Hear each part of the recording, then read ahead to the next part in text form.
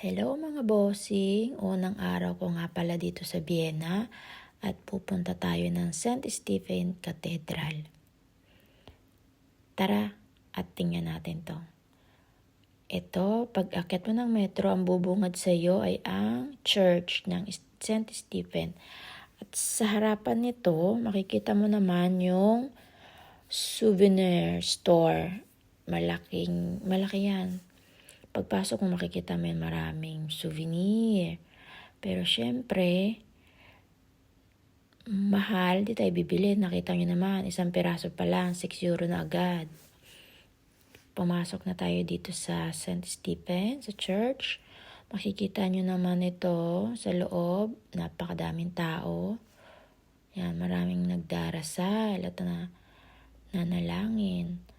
Yung iba naman, nagpipicture-picture lang dyan.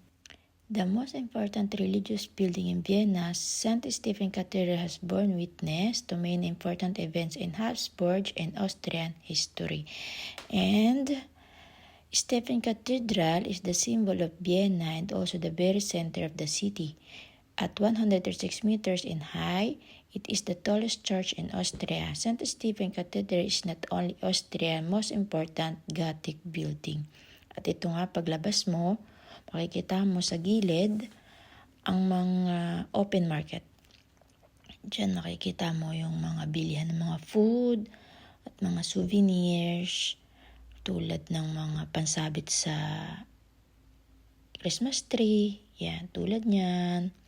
Yan, tulad niyan. Tsaka iba pa. Marami pang iba. Kaya, abangan nyo ang ibaba ko pang video para sa Part 2. Marami pa akong gagalaan dyan. Ang magagandang lugar dito sa Vienna. Yan, ganda niya, pan-display. Pero syempre, mahal.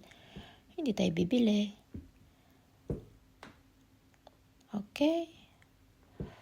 Okay, bye-bye. See you in the Part 2.